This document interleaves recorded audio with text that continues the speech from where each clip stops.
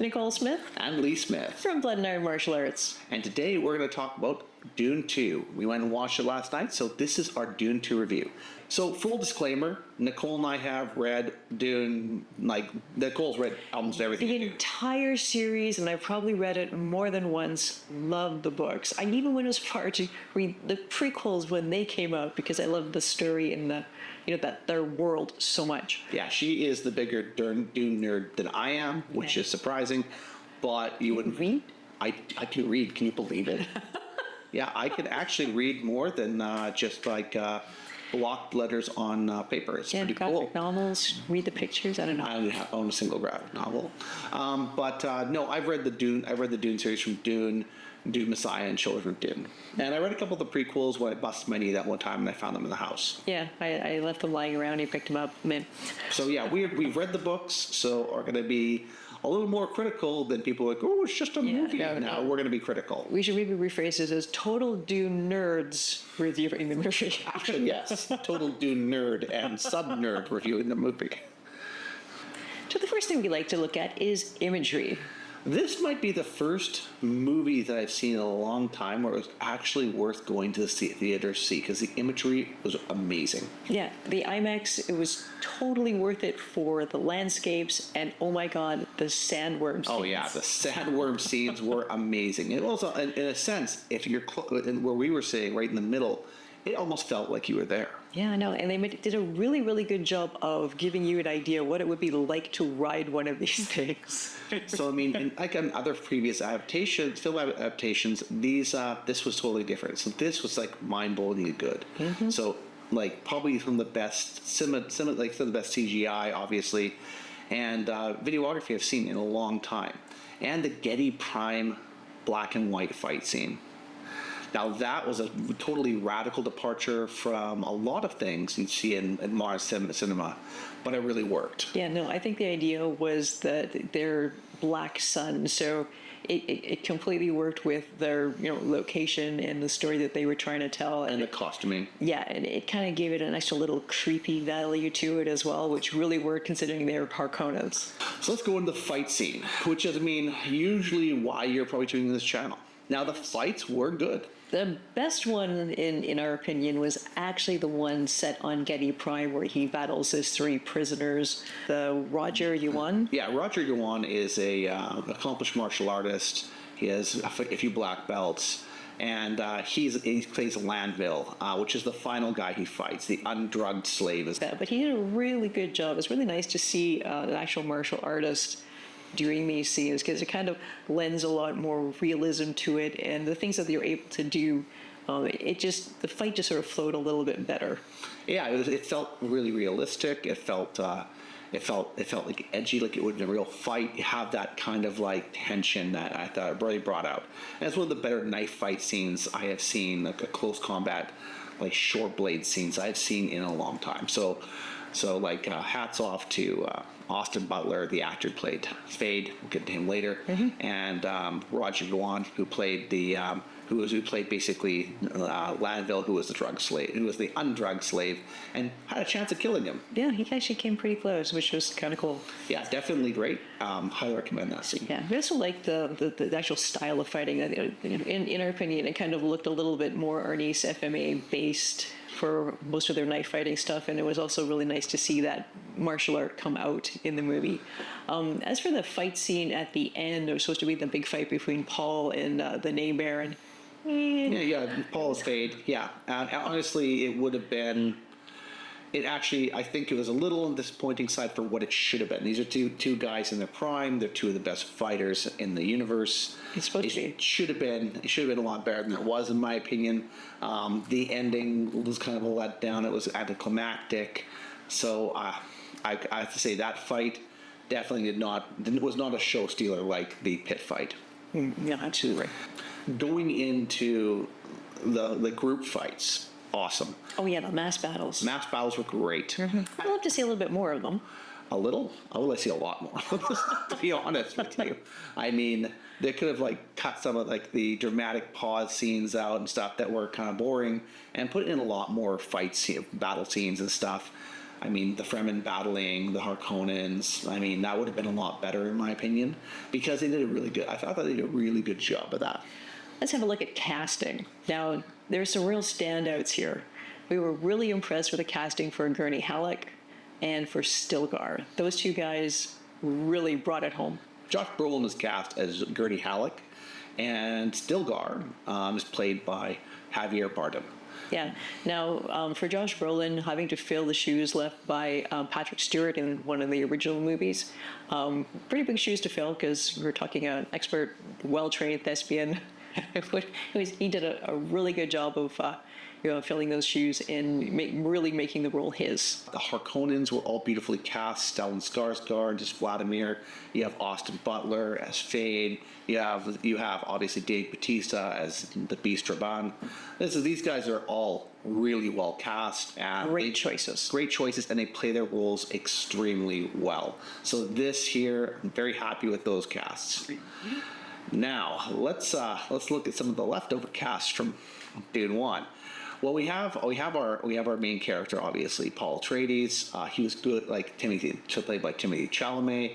He was good in Dune 1. Yeah. But in the second one, he gets a little angsty about his role, and I can't go south. I mean, come on, dude, you're a duke. Act like it. yeah, you can't go south. You can't make the hard choices. It's a lot of like, whoop, what was me? And I mean, it's like, dude, just shut the fuck up and do your role. Like, come on, like you're overacting it. And he did really good in the first one, and the second one, just not as convincing, unfortunately.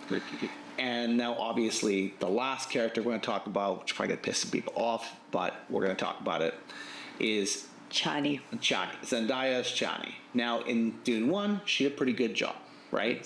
You might know her from Spider-Man. Yeah. Well, in the books, Chani is a very supportive role. She takes up with Paul, and they are a couple, and no matter what happens, she's with him. There's none of this, I am mad at you for half the movie. Literally. Yeah, we literally have an entitled Chani, and it kind of departs from the storyline in a way where it may affect the sequel going forward, and that is problematic. Like, nobody wants the modern entitled Chani. We want the Chani from the books. So, in the first Dune, she was approaching that, which was good. The sequel, Yeah, no, I would say that would be, if anything took me out of the escape from reality that a movie should be, it was this character. Yeah, no, it was the entitled pouty, I'm angry at you for being a duke. What? That's embrace your destiny, I'm leaving. I'm leaving. Now this is something that we wanted to address, and we're going to call it the political creep. Like, now we see modern, like, or at least like modern our era politics creeping in these films in Hollywood. It's very common. We see it in other films, and usually her and I are like, click, turn it off, bye-bye. Yeah, I know. And one of the most obvious was this north-south division in the movie. This did not exist in the books. They were just Fremen. That was it. Yes, I mean, they're starting to bring in fundamentalists and all this other stuff. Fundamentalists versus moderates, and I'm like, I don't care whether it's north-south in the States or. Stilgar's a fundamentalist from the South. Can't you tell by his accent? Like, I'm like, shut up. Yeah, no. And the entitlement Chani. Entitled Chani is so annoying. Oh yeah, no, completely. I mean, in the books, the Fremen accept that you can have more than one wife, and she understands the political necessity of this, and she knows what her role is, and she knows, how this is going to work, and she accepts it. Supports him, rather than, I'm going to run away. Because what they don't tell you in the book is really, he like, the Empress is a sham marriage for him, right? If you haven't read the books. And his one true partner is Chani. Yes. She, the Irulan is essentially just a figurehead. Yeah. I married you to get the throne, that's it. And he even says to her in the books, you can do whatever you want, just don't bear any children. You can have whatever lovers, you live your life separately from mine, but Chani is my wife. See? And so that political creep kind of comes in, and it's pretty annoying. Like, it's definitely, I would say not even pretty annoying, it's really annoying. So that's the other thing that really kind of pulls you out of the escapism, is that political creep. It's not as bad as in some other films we've seen, But this, like, I mean, it's still like you pay money to go see a movie. You're not paying money to hear about someone's politics. Yeah, this is true. All right, now we'd like to have a look at departures from the book. And there's a few that are pretty concerning. And like the queen, my queen of understanding this book series right here, and her and I have discussed this at length. And there are some significant departures in the book that we worry might affect the storyline going forward. Yeah, no, well, the big one for me is where is Alia? And in the book, she's supposed to be the one that kills the Baron Harkonnen. She stabs him with the Gom Jabbar, and she's nowhere to be seen in this. So, yeah, I understand why they had to change that, but she was pretty key to the story. I actually don't understand why they had changed it. I mean, they had it in the Dune, in the 1984 Dune, right? I mean, They've had it all through all the other Dunes as well. There's been a mini-series, there's been a few it's in different the adaptations. books. Yes. It's in the books. Stick to the books, guys. It's a great story. Just stick to the books. Thanks. Next departure, the water rings. Oh. Where are the water rings? It's literally the currency of Arrakis. Well, it's actually, there's a cute scene that they totally missed out on, is after they render Janice's body, because Paul and Janice fought, he's entitled to that water.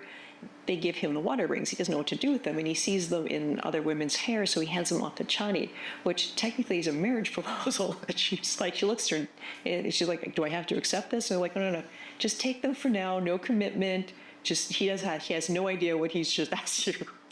It's actually really cute. They completely missed out on that. And then good foreshadowing, right? So I mean, these kinds of things, the cultural references for the Fremen, they're really important in large scale of the book, and they're just missing.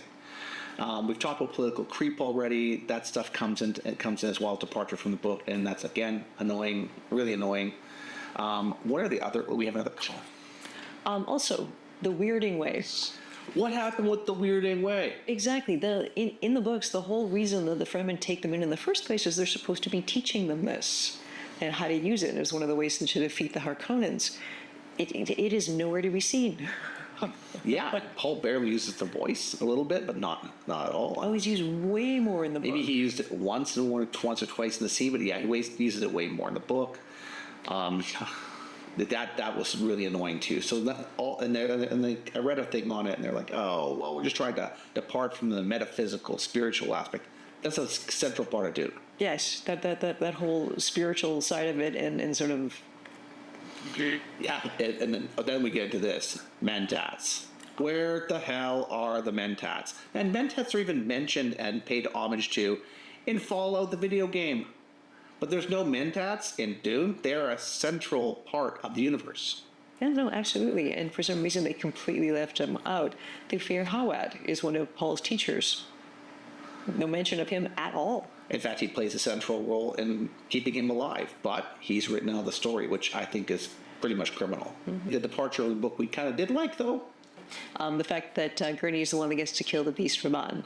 So it kind of makes sense. He gets a little bit of resolution. His, revenge on the Harkonnens. In the books, he was killed by a bunch of Fremen. Again, it would have been fitting just because he'd been tormenting them for so long. But, Gurney doing it works just as well. Yeah, so Josh Brolin opposite Dave Bautista is basically essentially a bit of an homage to, Thanos versus Drax the Destroyer. So I guess that makes I guess it's now Thanos 2. Maybe. And Drax 0.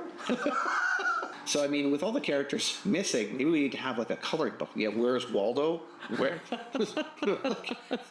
Maybe like where's Thufir? Like where's Count Fenring? I mean, like seriously, like a coloring. Where's Leto the First or second? Yeah, where's Leto the First? Well, technically he'd be the second because his father would have been the first, but yeah. Where's Alia?